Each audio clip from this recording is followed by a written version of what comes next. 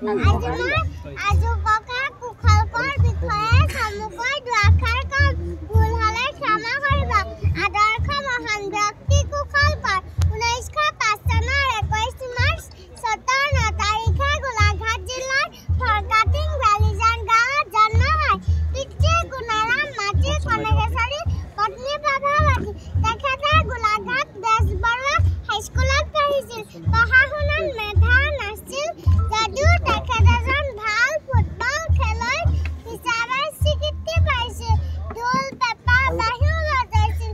আৰ্থিক অৱস্থা বেয়া বাবে পঢ়া সামৰি বালিজান বাগানৰ মোহৰি কৰিছিল 1934 চনত বাগিচাৰ চাকৰি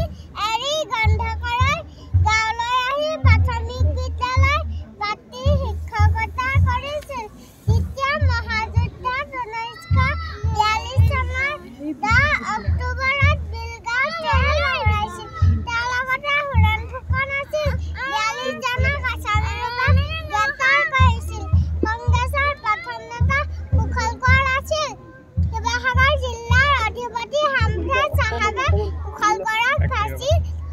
আদেশ দিয়ে 1943 চনৰ 15 জুনৰ পুৱতি নিশা চাদেক মাতৃ গুণগানে পাৰ কৰা ৰঘুনাথ সংসাৰ সাগৰে বুলি মৃত্যু সাৱটি ল'লে জিলিকিল গোলাঘাট জিলা জয়টো আজু ককা কুখলকৰ ইয়াকে কৈ মোৰ সমূহ বক্তৃতা সামৰণি মাৰিলোঁ ধন্যবাদ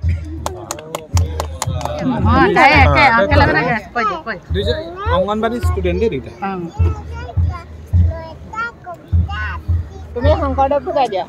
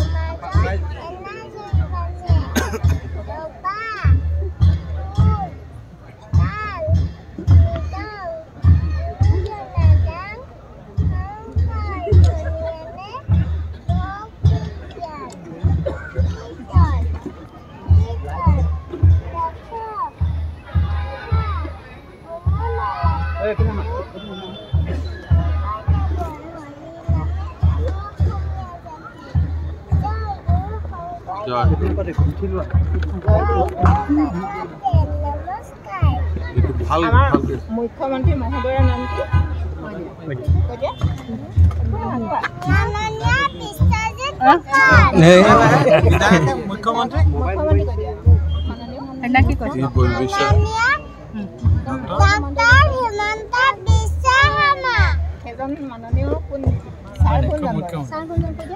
দেখিছা নাই তুমি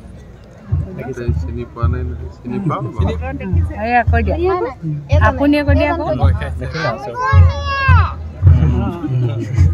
তোৰ নাম মামা বাবা কি হয় উৎপল এই নাম বৃষ্টি ঠিক আছে এতিয়া অংগনবাড়ীত পঢ়ে